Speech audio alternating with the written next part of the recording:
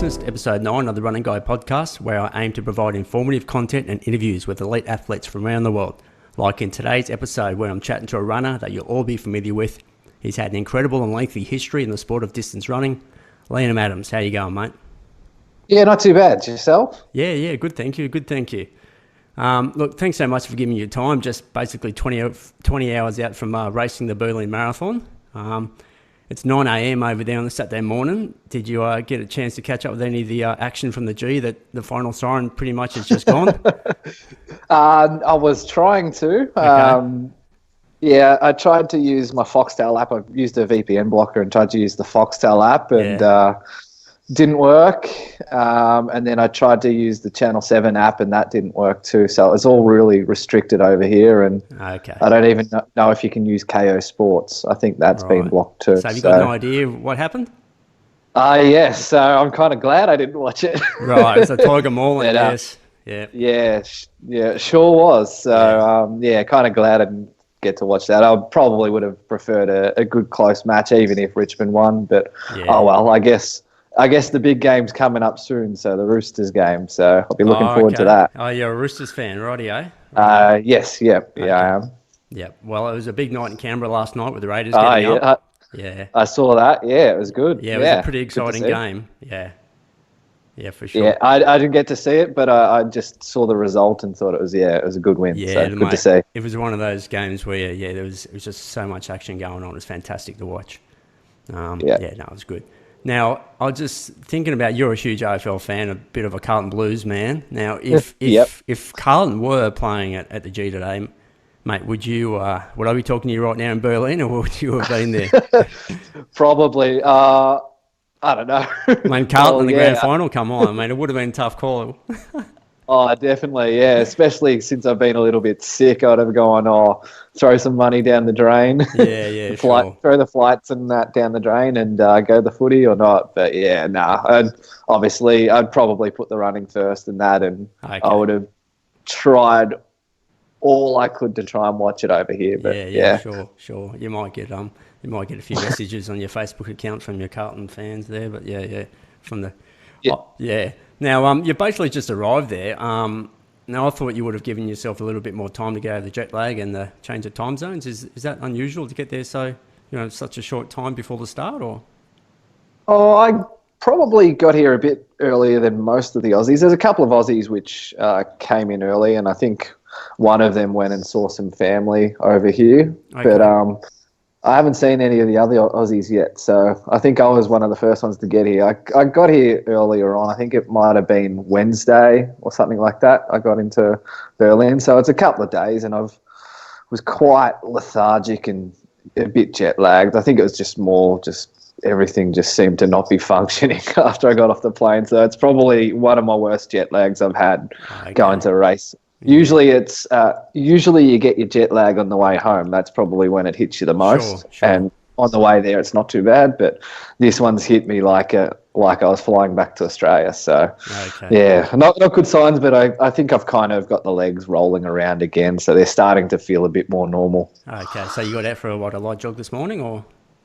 I've done a couple of light jogs and that, and I did a session the other day and felt absolutely horrible. I was just, for the effort that I was putting in, I'm just like, this isn't good. Okay. Yeah. But it was straight after that session where I just started feeling like the legs were rolling again. Okay. So it wasn't a super hard session, but it felt harder than it was supposed to be. It was only like 3 times 1K. Okay.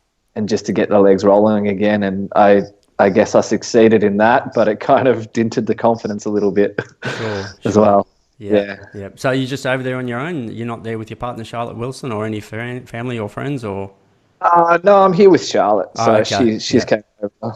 So, she's been doing all my runs and stuff like that. Sure. Are you aware that there's a Charlotte Wilson that plays for the Carlton AFL women's team? Yes, Spelled I am exactly aware the of that. same. I thought, that's just ironic, you being a Blues fan, so... It sure is. I found that out, and I let her know about it. So. Yeah, sure. Yeah. Okay. Well, look, on paper, mate, 2000 looks like it's been a pretty solid and successful year. You've set a few PBs there. with the 10K on the road down there in Hobart, and winning the Sydney half there, and then the marathon up on the Gold Coast. So would you rate it? It's been a pretty good year with hitting those PBs.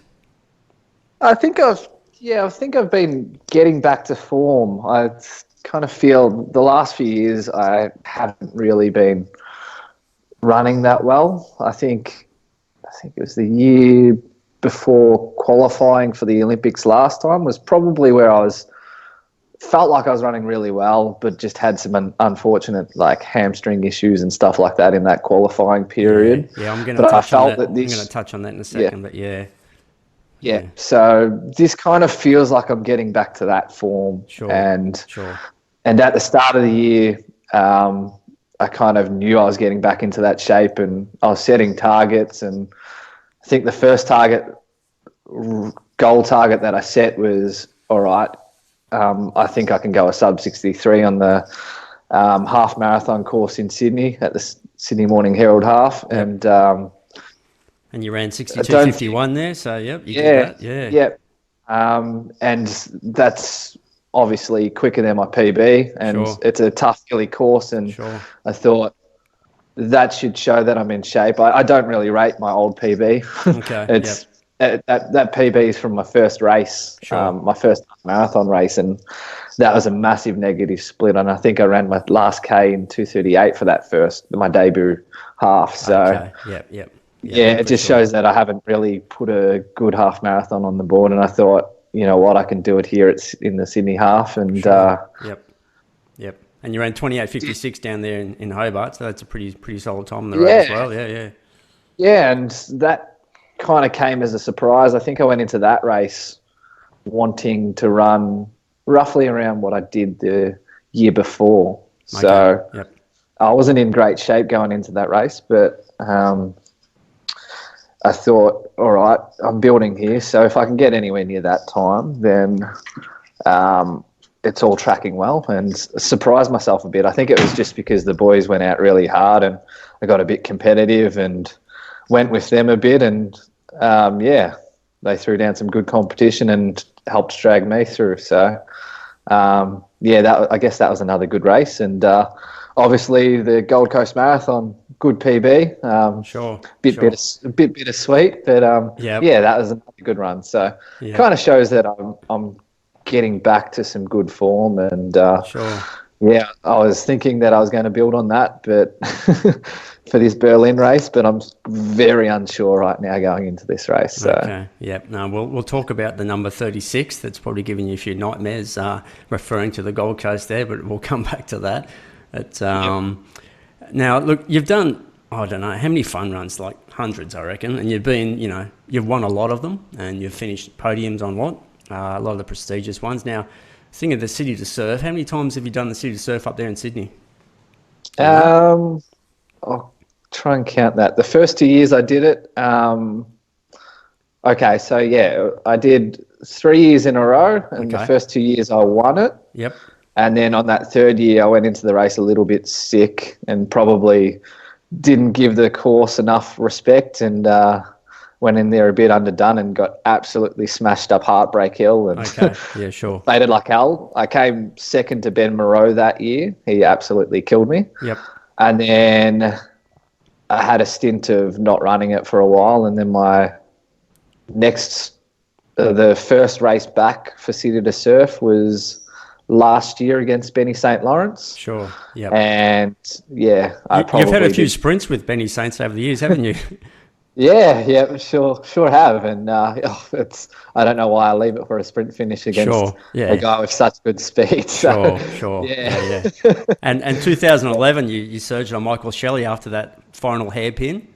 When you beat, That was a bit of a shock as well, because he's obviously got that 1500 meter background as well. Sure. So I think he was shocked that you went, and I could just see the pain on your face. You were just thinking, "Oh, he's coming," but it was good. Yeah.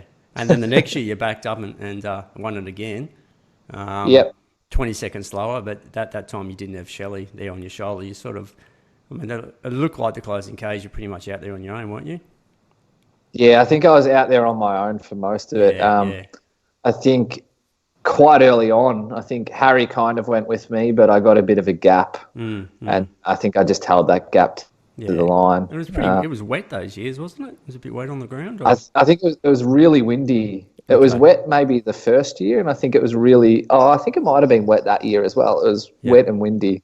Yeah. So it wasn't ideal conditions. Sure. Now you got like you said, you got second last year with Benny Sainford. This year was a huge attack by Harry Summers going after Mona's 91 record of 48.3, and I mean it was a bit bizarre at the end because no one really knew if he got it or if he did, and it was a bit strange, but.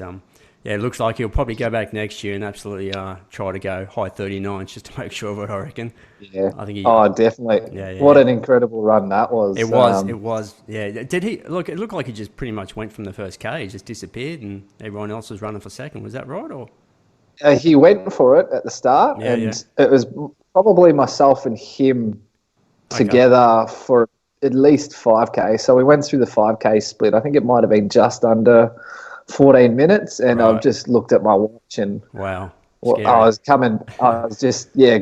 I'm getting back into marathon training, and I'm hitting a fairly heavy load and haven't done any speed work. I'm just like, I haven't ran this quick for a while, so what am I doing?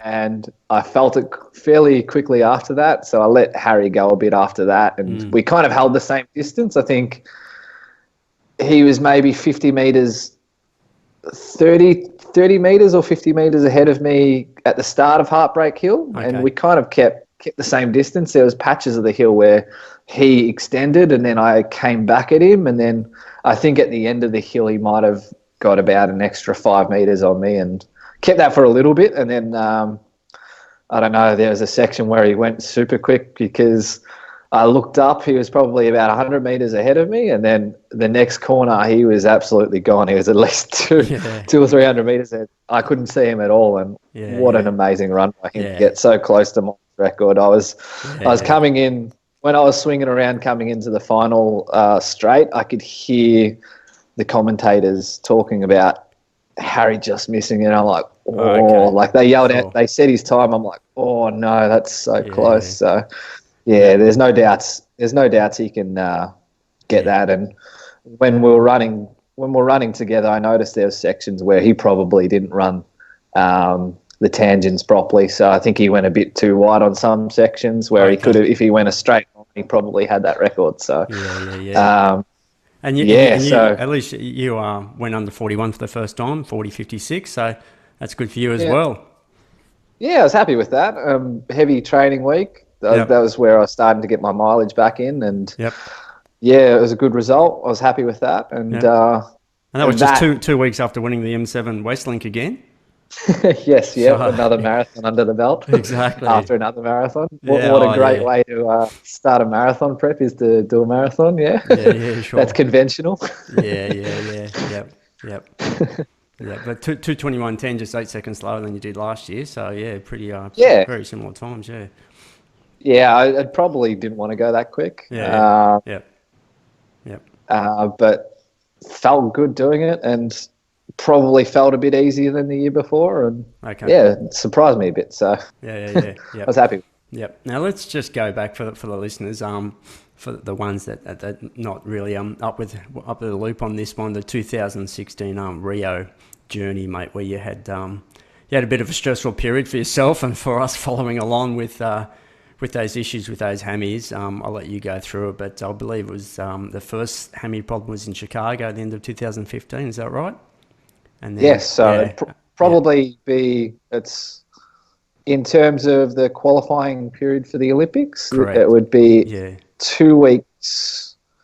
It would be in 2 weeks' time or something like that, 2 or 3 weeks' time. So, this is roughly the time when I actually twinged the hamstring. So it was my last threshold before heading to Chicago. I've came around a gravel corner at Yarra Flat. Okay. Yarra Flats, which a lot of the elite guys train out at. I've gone and done a threshold along there and planted my inside foot. I think it was my left foot, and that slid from underneath me. And I just felt the hamstring twinge, and kind of limped through that session, got to the finish line, and it was sore for a couple of days. And Okay. Just before heading to Chicago, I felt like it was back normal and there was no issues. And got to Chicago. I think I probably stirred up my back a little bit and stuff like that with the long haul flights. And I think I was a little bit unsure going into Chicago of how I was feeling, and I was getting quite nervous. So I think it was a couple of days before I did this, not a fartlek, it was a wind sprint session. So it's 3.2K, and I went through, what would have it been? I think it was equivalent to 250 per K, doing 100 metres on, 100 metres off for 3.2K. Wow. And that was about 3 days out, and yeah, that was a dumb thing to do. And I think I went into Chicago race feeling good and like I was going to run well. It was a super windy day and found myself in a pack of 3, and I thought it was at least the halfway mark. We're kind of losing a bit of time because the pack was working against each other. One of the guys in the pack knocked the other guy's drink off the table at one of the drink stations, and the following 5K drink station, the other guy deliberately whacked his bottle off, and there was words said, and they weren't working together. So I thought if I could kind of tuck in the pack for a little bit, and then maybe at about 15K to go, I'll work home really hard and make up this ground. But it was just after the halfway mark, I just had a random pull of the hamstring. And I was feeling really, really comfortable at the time. I thought that was strange because I haven't had anything like that in any races before. It was just a random pull of the hamstring. And I just kept running. And then a K later, it was a random pull. And then it just kept pulling after that. I stopped 3 times during the race to kind of stretch it out. But I kept running. I bled a lot of time, and one of the race official cars was just following by my side because they thought that I was going to pull out, but I kept running, and I was even though I'd bled so much time, I was still mowing down some Kenyans and that. I think I ended up with a 2:16 something. I can't really remember what time it was. Sure. Yep. But once I crossed that line, I knew it wasn't going to be quick enough to qualify. And I think it was like maybe 2 weeks later. I think it was Brad ran a quicker time. Brad Milosevic ran a quicker time a few weeks later and knocked me out of the qualifying position. So and the race was on then. Yep, that's it. And then off to Lake Biwa, and again, it's probably a disappointing one for you. You'd first DNF, but things weren't right for you that day either. Yeah, well, this one I went into with pretty good shape again too. I'll just say that before Chicago, a week after Chicago was when I started my electrical apprenticeship. So. Yep. After that, it was a juggle of getting used to work and running and stuff like that. So I felt like I still had a pretty good prep, and it was definitely a good prep. I think I went to a race in Tasmania, the Cadbury Marathon. I went down there with just to do a half marathon in preparations for Lake Biwa, and went there and ran a 63:28, which was equivalent to my PB for a half marathon. And I think it was at least 90, I think it might have been about 90 seconds quicker than the previous course record held by Marty Dent. Yep. And that course record still holds, for the half that you've got, Yeah. And I think I remember hearing Marty Dent say to someone that that course record's going to stand for a while. He didn't think that anyone was going to go and run that quick there. So, I think it kind of showed that I was in pretty good shape, that I could run that on that type of course. And went to Lake Biwa in pretty good shape, kind of had issues with flights again, just kind of aggravating the back. and then the really hard beds over in Japan stirred the back up too, and I kind of went in there deep heat all over the body, hoping that I was going to hold it all together, and then went out.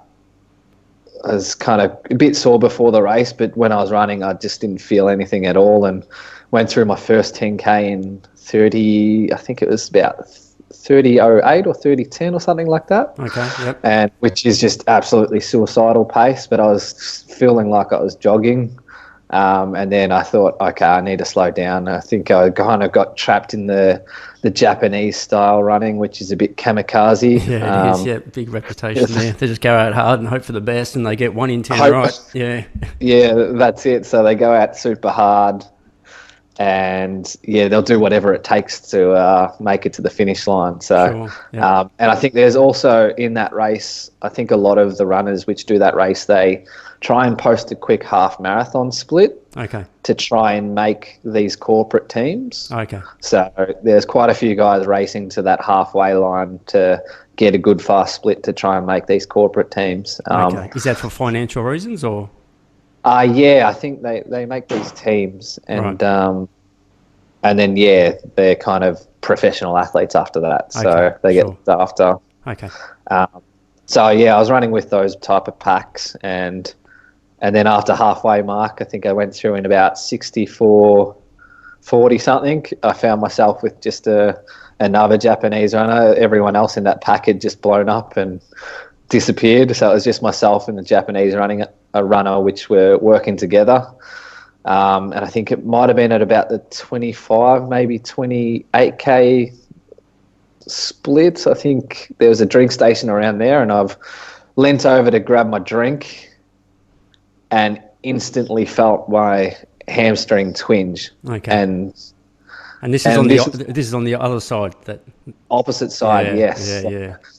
And then it's just pulling the whole time, and I was just bled time quickly. So I think I went from about sub 210 pace, blew out to 216 pace by I think maybe 35, and I worked out that I wasn't going to improve on my time to qualify for the Olympics. And I just thought, for me, I've never pulled out of a marathon or a race in my life before that. So I was just like, it's kind of against my beliefs. Like, you try and finish at all costs. If you pull out, then what's to stop you from having that mentality again? When the going gets tough, you're kind of going to pull out again. So I was kind of disappointed that I was pulling out, but it was with a purpose. So I knew that if I pulled out, then I've still got a chance to qualify for this Olympic team. And I think it only left me with about a month and a bit, maybe 5 weeks left to the end of the qualifying period. So I think I had a look. I think it was a six week possibly turnaround when you went over to Warsaw in Poland, and I think that was the last race, the last weekend for you to qualify. Yeah, it was. So it was on the final day of the qualification period. Previous to that, like when I'd finished the race, we were just like, all right, which marathons are left? And we saw London Marathon was left, and we were trying to get in contact with them, and they were, I think it was about 3 weeks of, we'll get back to you, we'll get back to you, we'll get back to you. And then it was like, sorry, you've entered too late. And it was just like, why couldn't you have told me this in the first email? So it left me with about 3 weeks or 4 weeks left. Okay. Until the qualifying period ended, and I still hadn't had a marathon to try and qualify with. And what sort of numbers, what sort of time did you think you had to get to get in that team of three? I saw what the other guys had posted, and I knew that Mottram and a few other guys were still running. I think Sean Forrest and a couple of other guys, and I thought if I could run 2:15 flat, that should be a safe bet to get into the team. And went to Warsaw, and I was kind of pretty lucky to get into that race too. We're trying to get into the race, and couldn't get in contact with the race director but my previous coach, Gregor Gregorski, he's Polish, and he used to race against the race director. So Okay, I was down at the athletics, my local athletics track, and just one night after a run, spoke to Gregor, and he's like, "Oh, I know him." And then he got his phone out and called him and said, organised on the spot for me to do the race. So it was quite, yeah. So that was a bit of a relief getting into a race just before the qualifying period. Then going to Warsaw, having I got a bit of a blister the week leading into it, so I was limping around. It was a red raw blister, and it just didn't look like it was going to heal in time. I was using vodka. You usually use methylated spirits, but I couldn't find any methylated spirits, so I used vodka to try and toughen the skin up and fix it before the race, and it kind of healed in time. Okay. And then on race day, it was super windy, and it wasn't looking ideal conditions to try and qualify. But myself and Harry Summers, who also was there to try and qualify, we kind of worked together with a pack. And but at about the 23K mark, that pack decided to shut up shop. So we were pretty much exactly on 2:15 pace up until the 23K mark, and then I think we had about 2Ks where we dropped at least 20 or so seconds into the wind, and I thought, I'm just going to have to do this solo here. No one's there. No one's going to help, so I've just got to have to do this solo and not worry about if anyone tries to latch on. Just let them latch on. I'm there to try and qualify. Sure, exactly. So whatever. And then one of the guys did latch on, but I seemed to burn him pretty quickly and got myself back on track. And it was pretty windy and it was pretty tough out there, but I ended up getting to that finish line in 2:14:59, so it was a second under what I wanted. So as soon as I crossed that line, I thought, I think that's going to be good enough to make the team. Yeah, fantastic. And that was fifth overall, I think you finished. Yes, it was fifth overall. So that's good. I thought I had made the team, but it was still one more race. You still had Craig Mottram, one of Australia's best distance runners, going to do his debut in London. So I was still nervous about that. So their race was starting, I think, maybe 10-15 minutes after we finished our race. Okay, sure. I think they all got the message of what time I ran, and I think they all went out at that pace.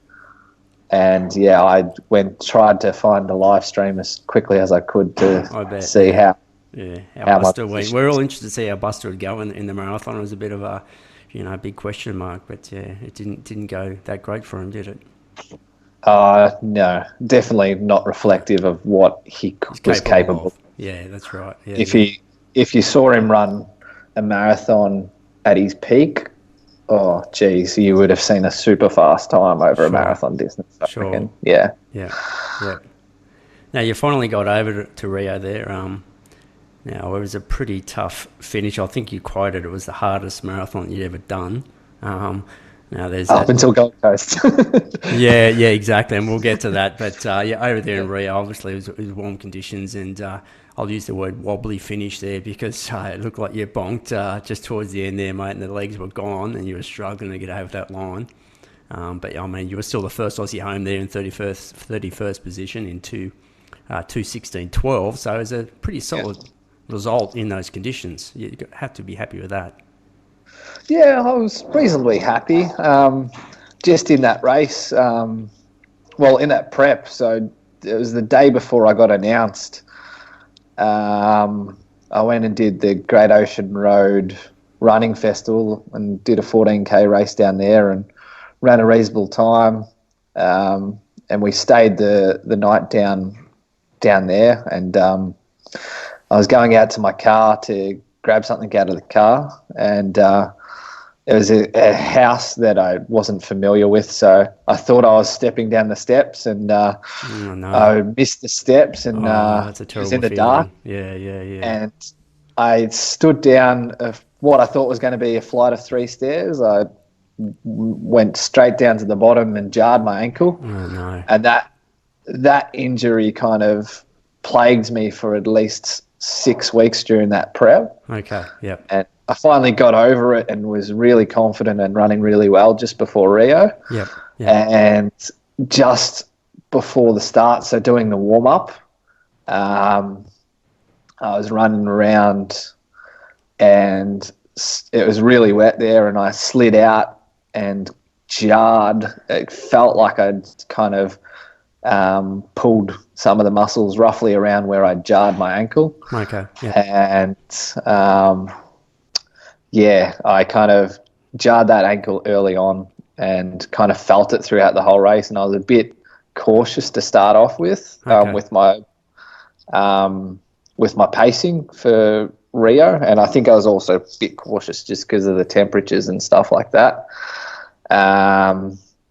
And then I made the idea that if I, like at halfway, I start picking it up, and I was doing that quite well after the halfway mark, and I was really flying past quite a few elite guys, and I think it was the 30K mark. I think I went to go grab a drink and had this sensation of having a drink and flying past everyone to suddenly getting a flush of heavy legs and then running the exact same pace as everyone else around me. And then I think it might have been about 5K later, I was running slower than everyone around me. So I went from being the one passing everyone to everyone else passing me. And it was quite a battle towards the end. I just really struggled. Yeah. I think I've had that sensation once before. I think it was a Zatopek race when I was a bit younger. I took a drink on the track on a hot night at Zatopek, and was running along fine and took the drink and got a flush of a heavy leg. Heavy legs. I think it's just I don't know. I think it's maybe I go without taking a breath for maybe 5 seconds, maybe trying to get too much water down, and it just creates this flash of lactic. So okay, I think, it's a strange feeling. It's only ever happened twice, but I've learned from that. So now I use stuff like sauce bottles where it's like a controlled pressure coming out of the bottle, so I don't get that type of sensation anymore. Right. So with Rio, it was a battle to the line. I was kind of slightly injured and blown myself up, and getting to the finish line was the it was survival mode basically. And I got to the finish line a bit relieved, and as I'm coming across the line, I've slipped out across the tape, and I think everyone after that, they started getting people wiping down the floor to the finish line, because the guy just behind me, he slipped over and didn't cross the line, but he made it look like he made a joke out of it and started doing push-ups on the finish line and crossed the line. So and Shelley came through in 218, and Scotty West got the age of 40. That's pretty good, 222. And definitely, that's great. He's still going well. Yeah, exactly. I think he's got, did I see not long ago, he's got the World Masters Marathon record, 214 or something? I don't know. I think he may have done that record at Gold Coast. I'm trying to think what time he ran at Gold Coast this year. Yeah. Okay. I say you'd be correct, in him getting that record, yes. Yeah. Now let's go back up to the Gold Coast. Now the Olympic qualifying standard for Tokyo was 2:11:30, and let's come back to that 6 seconds. You ran 2:11:36, so obviously bit disappointing, a bit frustrating for you. Now, did you have any idea sort of in the closing Ks, like how you were travelling to get under that time, or did you think that you weren't going to make it, or what was sort of going through your mind at that stage in those closing Ks? Well, I knew what pace I was on previous to that. Probably, I think the last bit was 35k mark. I'd calculated in my head. If I blow up, I'm still probably going to be under that time. And I think just being out there, I expended so much mental and physical, I don't know. I was just mentally exhausted from pushing the whole way by myself. Sure. Yep. Yeah, we were supposed to have some pacemakers in that second pack, and the second pack was supposed to be the biggest pack going through. But I heard before the race, one of the pacemakers was telling another athlete the pace he was going to go out at, which was completely different to the pace he was supposed to go out at. So it was at least 40 seconds quicker than what he was supposed to go out at. Okay. And yeah, the front pack and the second pack formed together, and then the front pack guys were telling the second pack guys, pacemakers, to get on the front. So then they put in a bit of a surge at the 5k mark, and I knew it was going to be too quick to go with, so I kind of went out, did my own pace, and we kind of formed a pack. And it was a couple of the guys just didn't want to do any work into the wind, so they shut up shop, and I just thought, all right, I've lost a fair bit of time here, so I'm going to have to go solo again, and did that. And it was a bit of a tailwind right up until about 35k, and I knew that last 7k was going to be really hard and into the wind, and I knew I was going to blow up a bit. And I got there solo, no one really in front of me to kind of try and chase down, and no one behind to put the pressure on. And so at that time of the 35k mark, what do you think you were sitting on, 210 pace or 210.30, or where were you sitting at that stage? I think I was touch and go on 210. I think I might have slowed to about 210.05 pace by that mark. Okay, yeah. And then I knew that I wasn't going to keep that pace up to the finish line because that wind was quite strong. Sure. And I think I just lacked that mental strength to push over that last 7k. So it was really disappointing that I couldn't try and concentrate just that last 7k, and I went from roughly 210 low pace blowing out to what I thought was about 211, 230 pace. And I think I might have seen with about a k to go that I needed to kind of quicken up that last k to get under 211.30. Okay. And I just couldn't, for some reason, and I couldn't make it up in the last 400 metres. So I was super disappointed when I crossed that line that I didn't get that qualifying standard.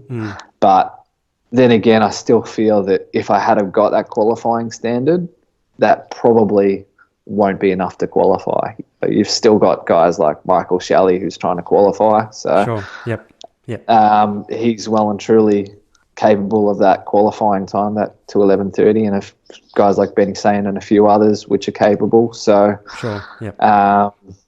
even if I had have got that time, I still think I'd still need to go do another marathon somewhere and try and qualify. And I thought Berlin could be the one, because originally when I went into this qualifying period, I was using Gold Coast as a means to try and get points. I thought that Gold Coast being the Oceania champs, it was going to get me really good points and put me in good stead to try and qualify, and it actually did. But Jack Rayner and Brett Robinson went and did a super quick time at London Marathon early this year, and that's in the qualifying period. So they kind of changed the plans of, well, it's not about points to qualify. You've got to go do a sub 211.30, and yeah, you need a time to qualify because Yeah. there's obviously other. Ruffled a few feathers, that one, didn't it? But Yeah, yeah. So it kind yeah. of changed my plans of Yeah. trying to qualify. Yeah. Well, get points and then try and run a fast time at Berlin. So Yeah. um, went to Gold Coast thinking that I was going to run that fast time there and qualify. Yeah. And that wasn't the case. Just wasn't ideal conditions on the day. And so we put in place that same plan of let's go to Berlin and try and qualify and just follow the previous program that we had in place. And we implemented that program, and it was all going really well until one day at work. It was a Friday afternoon. I've in a roof space with a mask on, and I've knocked the mask going through some beams. I've knocked the mask and got a mouthful of dust, and I just started feeling like I was coming down a little bit sick, a bit of a sore throat for a couple of days, and did a really good session. Well, was on for a really good session, but I did a really good session, and then after the session I started coughing my guts out, and then the next day I felt sick, and then pretty much spent the next 5 weeks fighting a chest infection. So I think this prep has kind of gone, hasn't gone to plan. So sure. Yeah. Now, when that 2:11:36 up on the Goldie there, you're probably aware that was still the fastest marathon on home soil since Paddy Carroll won the event in '97. So so it's still a pretty solid time, wasn't it? But So I'm pretty happy with how that went, and getting a good solid PB like that, and it kind of gave me real confidence that if I can get into a race where I can just sit in a pack and have some pacemakers there or have some competition around, then I should be able to go even quicker than that. And I think that's what I was lacking over the last 7K at Gold Coast. Yeah. Well, you probably learned from that now. So that's good. Yeah, for sure. Now you do. So I'm confident that I can run quicker, but I don't think I'm going to be. I don't know if it's going to be the day tomorrow, unfortunately. Yeah, well, we'll all be watching, and we'll certainly find out, mate. Now, you did a lot of the, I think it's down the Vic Uni, you used the heat chamber down there for the acclimatisation for Rio on that now, and for Com Games up there when you made the Com Games team as well with that, I guess that race that'll be sketched in our minds with Scotland's Callum Hawkins dropping big bonk in those last Ks and Shelley taking the win. That was crazy to watch, actually. It was a bit amazing and sad and disappointing, but it's good to see Shelley get the win again. A lot to be learned from that one as well. Now, do you think you'll use? Obviously, it's going to be hot. Let's assume you get the singlet for Tokyo for the Olympics. There, would you use that chamber acclimatisation again for expected hot weather in the Tokyo Olympic Marathon? Yeah, definitely. Yeah, there's lots to gain from heat acclimatisation, and as you saw what happened at Gold Coast, and I don't know if you watched any of the women's World Champs marathon last night. No, I haven't seen it. No, I think it was over 27 DNF'd from the race at the World Championships, and I didn't even know the women's marathon was on that early. Yeah, it was on. It was it wouldn't have been ideal time to watch it over in Melbourne, but we ended up watching it here. Yeah, because they usually have the marathon at the end of the meets, don't they? Yeah, okay. Yeah, they do. Yeah, but I think they have the female one on the first day, and the males might be the last. I'm not sure. I haven't checked the timetable, but the females ran it last night. Yep. Okay. And there was 27 DNF'd, and I think only 40 finished. So nearly half a field pulling out of a World Championships race. I think they had the temperature might have been about 30 degrees or something like that at midnight. So it just shows you that if you can get some heat acclimatization in and kind of get used to those conditions. And I think another key would be running your own race. I saw quite a few of the Ethiopians and Kenyans all throwing in surges, and they ultimately paid the price at the end. Okay. I don't think any of the Ethiopians finished the race. So I think it's about running your own race in heat, listening to your body and stuff like that. So the things that I learned at Gold Coast Marathon, it will definitely be etched in the back of my memory. So yeah, for sure. Yep. I'll actually I'll be talking to Julian Spence the next couple of days. Actually, he's over there. Obviously, the only competitor racing for Australia in the marathon, and he's been big. And whether you've been following or the Moose, but he's been doing heaps of the heat acclimatization. So he's just gone nuts with it, and he's actually been out there running at that time of the day and getting his body clock used to it. And so it'd be interesting how it all goes for him. Yeah, definitely. Yeah, so I've followed a little bit of it too. So that's going to be good. Yeah, I'm all interested to see how all these heat training goes, and especially the pre-race cooling technique that he'll be using. So find out how that goes for him, and that's it. We'll see. And there'll be some if I'll be trying to implement it. Yeah, and there'll be some learnings there. Obviously, all the testing and training that we've been doing, that'll get passed on to you guys. So I'm sure it all gets passed around. So, yeah, for sure. Yeah, definitely. Quite a few of the boys are happy and fine to share details of races and what they think worked and what doesn't. So, I think he'll be happy to share it with the other boys. Yeah, for sure. Now, back to you working, which is quite amazing. I'm actually looking forward to, years and years away, Liam, when you retire and you write this book about your journey in running, because there's just so many tangents and stories about it. But one of the ones that's gained huge respect, I guess, from elite athletes all around the world and the running community is the fact that you do work full time, and it's not uncommon for you to rack up 180 or even more Ks a week and still manage to work 40 plus hours.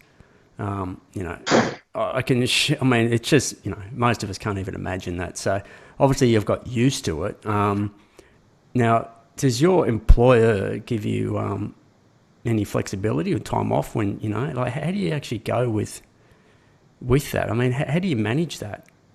You must sleep. You must sleep pretty well at night time, mate. Because it's a labour-intensive job. As long as if you're sitting in a chair in an office, you're practically, I'd call you a sparky, but you're doing your apprenticeship, and I've been there over time up in hot roofs in Melbourne, pulling through, cabling and ducting and stuff, and you get out when you've been squatting for 2 hours, you can't stand up, everything's aching, you've lost 3 kilos in sweat. I mean, it's bizarre, and to think that you can still manage to run and train at such a high level in marathoning, it's incredible. I mean, just in brief, how do you do that? Good question, actually. You just have to do it, basically, I guess. But yeah, basically, you have to do it. And obviously, running isn't a career that can help you survive, basically. Sure. Yeah. Yeah. There's not much money in running to. Yeah, but I guess lots of runners will just work part-time or whatever until they finish to getting towards the end of their career and then worry about it in the future. I mean, you've been pretty smart, definitely getting a trade whilst you're doing your running career. How far actually into your apprenticeship are you? You must be getting close to the end of it, or? Yeah, well, end of this year will be. Okay. I'll be sitting the exams and stuff like that. So yeah. Hopefully, start of next year, I'll have my A grade and be ready to kind of have a little bit more flexible time. I think the fact that it's my apprenticeship, I kind of forced to do those 40-hour plus weeks. I guess when I get my A grade, I can reduce it a little bit. Basically, you've got 4 years and you've got to rack up a certain amount of time. Sure. Profile a certain amount of time. Yep. before you can you're eligible to go for your license. So that's the whole reason why I've been doing 40+ hour weeks, and which are their standard hours. So maybe when I'm fully qualified, I might drop it down to a 30-hour week or something like that, so I can manage it a little bit better and try and get some double runs in occasionally. Yeah, for sure. But I guess I'll wait and see. See how it all goes. All right, mate. I know you got a meeting to get to, so I'm going to quickly start to wrap this up, mate. Now, I'll just point for the listeners that you still hold the Australian parkrun record, 14:22, mate. At Maribyrnong. I mean, that's a tough word to say, let alone spell. But yeah, back in March of 2017, that's pretty close to where you live, isn't it? Yes, that's around the area that I do most of my training. So just along the Maribyrnong River, I do a lot of my runs. So Yep. 14:22. Someone do you know if anyone's come and said, "You Liam, we're going to have a crack at it," and they haven't got it? Well, I'm surprised it hasn't gone yet. Yeah, sure. I mean, I was going to say that, but I thought it'd be disrespectful. But I thought, there's some guys around that surely they're going to some of these runners are going to go and crack Liam's park run and just upset him. But I'm surprised it's still there, because that's been March 17. So 2.5 years has been sitting there. Yeah. Well, I'm surprised it hasn't gone yet, because even in some of my training sessions, I did a marathon session around there. I think it was, I'm trying to think the total distance. It might have been 33K in total. I think what was it, a 6K effort, I ran through 5K under that parkrun record. So I was literally on that path that they do parkrun around there, and my split was sub 14:20, so it was a 14:18. So in a training session. So I'm surprised that no one else has just gone out there and done it as a training session and got it. So no doubt it's not going to last that long. For sure. Look, let's get into tomorrow's race. Basically, what's your strategy? Have you got any sort of do you guys get together and organise any sort of packs to run with, or do you know what who's out there and what pace they're going to run? Do you have sort of any sort of ideas what you want to do, or is it just sort of play it by ear and see what unfolds in the opening Ks, or what's the plan? It'll be a little bit play it by ears. I know that when I entered, I was told that there's a big pack going for that qualifying standard. So I think the 2:11:30, there's a pack going for a time around that. So maybe 2:11 flat, 2:11:30, something around that they'll be splitting through. So at this technical meeting in about an hour's time, we'll be told what the pacemakers will be doing. And I do have names over the last few emails that I've received to kind of work out who's racing and what times they've ran and stuff like that. So I kind of know that pack, which is going for about a 2:11:30, it'll be a big pack, and I think there'll be at least 3 pacemakers. So they'll be looking after the German runner mainly. I think last time I raced it, we had a decent pack running around 2:12-ish. And then once the German runner pulled out, the pacing car stopped and the pacemakers stopped too. So sure. We're all on our own. We're all on our own after that. But I think if I can get a little bit of assistance with pacing, then it should allow me to run a lot better than Gold Coast Marathon. So fingers crossed. If all goes well and sickness hasn't affected my training, well, it definitely has affected my training. But if the sickness doesn't affect me on the day, then I don't know. Generally, you don't know till you get out there, do you? I mean, we've all been there before, and you sort of things haven't been going well, but sometimes you get out there and you get surprised. So hopefully, I'm hoping for that. Exactly, definitely hoping for that. Yeah. What's your general, just quickly, your nutrition plan? Do you sort of just liquid calories pretty much. I'll have some gels as well. Sometimes I put the gels in the drink, and I'll get the NutriBullet and blend that up so it's kind of a bit thinner. Right. Yep. Are you on And the then Morton? Are you on the Morton bandwagon, or are you using another product? Or yeah, I've been given a little bit of Morden recently, and okay, yep, I'm quite liking it. So sure, I'll yep, yep. be using that on the weekend. Okay, right, yep, yep. I've been Are kind of you running in Nikes or?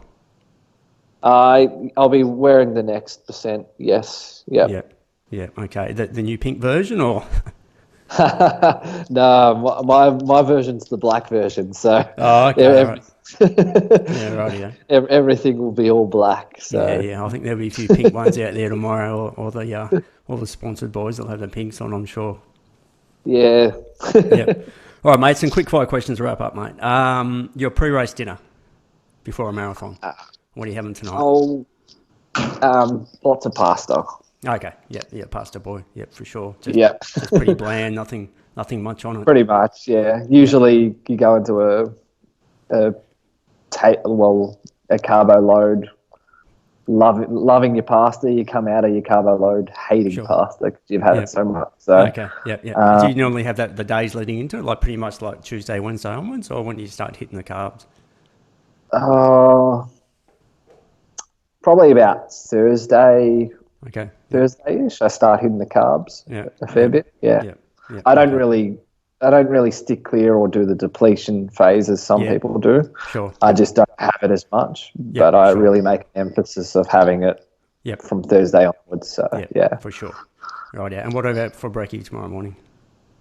Um, Usually, well, pretty much for most races actually, I don't really have the breakfast the morning of a race just because I don't want to risk. Usually, the races are early in the morning, 7 Okay. a.m. or something like that, Yep. which Yep. I You're don't not know if prepared to I'm. get up at 4 a.m. and have some toast? You just stay in bed and. No, No. Okay. no, not really. Yeah, I Okay. think Yep. I don't really want to interrupt the sleep. So, Yeah. Yeah. Yeah. Yep. Strong black but coffee before the race or? no, I'll just probably have like a gel Okay. and Yep. get into like Sure. maybe the sports drinks or a Morden or something like that Okay. to Yep. kind of have before the race and Yep. get the body going. Okay. But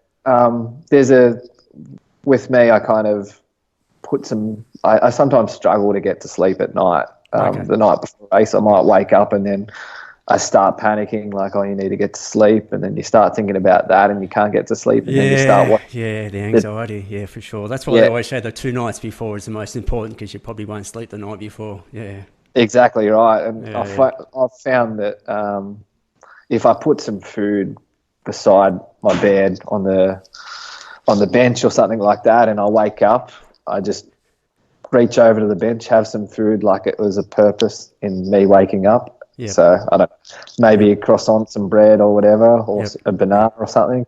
yep. Wake up. If I wake up, have some food, I'll go back to sleep pretty easily. So I It's guess funny. that's There's a few people that do that. I know someone else that does yeah, the exact same thing. They have peanut butter toast ready to go. As soon as they wake up, they eat it and they go back to sleep. If they don't eat yeah, it, then they're just sitting there thinking about it. So yeah, it's funny.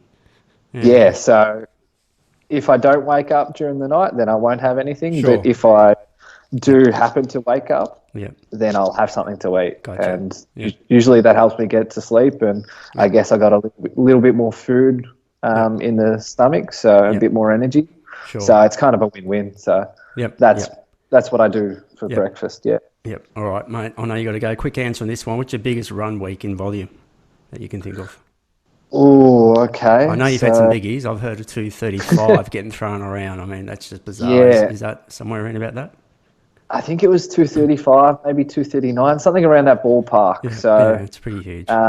Yep. um, I did that in the lead into Commonwealth Games last year. So Yep. I Yep. had maybe, I think it was like maybe 2 or 3 weeks off work. So I had a little bit of a training camp, maybe a week or two training camp. Okay. Yep. And I was able to do some double running and Yep. felt amazing during those weeks, being Sure. able to do double runs. And Okay. one Yeah. of Yeah. those one of those weeks, I ended up with like 235 Ks. So Yeah. Yeah. Yeah. yeah, I Running guess like a that's my pro biggest. who's not working 40 out, and climbing through Exactly right. cavities. And And yeah. Yeah. and it seriously felt like it was a standard week. Okay. Um, Sure. Yep. so I might be getting 180k weeks when I'm working, but Yep. when you got a full day to recover and all that type of stuff, Sure. Yep. yeah, it's a lot easier. So For sure. yeah. All right. Where does the nickname Sledgehammer come from? Never heard you being called that. I don't know you that well, but I saw it somewhere, and if it's on the internet, it must be true. So, yeah, what's Sledgehammer all about, mate? First day on the job. So, Right. Fair enough. This is what you got to do, boy. Grab this pretty and much. swing it for 6 hours. It's basically, all right, Sledgehammer. wasn't my name. It was Sledgehammer. My And it's first stuck. Yeah. thing. Yeah. Yeah, right. Yeah, right. So it's just a work nickname, or you actually got people you train with that still call you Sledgehammer? Like, is that Some people outside of work have heard it. So Okay. Yeah. I just cop it all the time at work. So Sledgehammer. Gotcha. Fair enough. All right. Now the last one. Now, will Carlton win a flag before you're eligible for your super fund?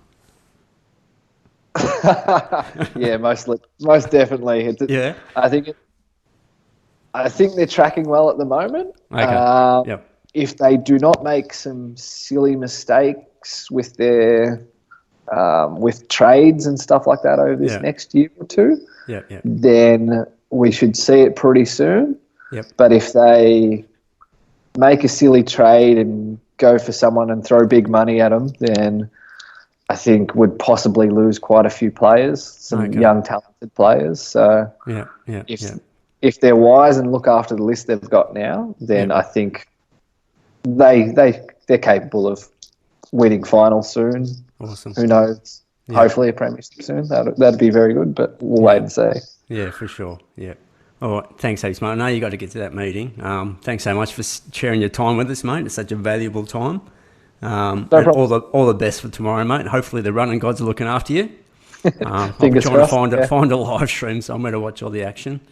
And look, all the best, and also looking forward to your journey off to Tokyo Olympics. Hope you get that singlet, mate, and all the best with everything else in between. And hey, maybe the way you're going, Paris 2024 still on the cards, mate. Yeah. Yeah. Awesome. Maybe. Yeah. Yeah. Hopefully. Yeah. We'll see how we go. Look, all the best for tomorrow, and thanks so much, Liam. All right. Cheers. Thank you. Cheers. Thanks, mate.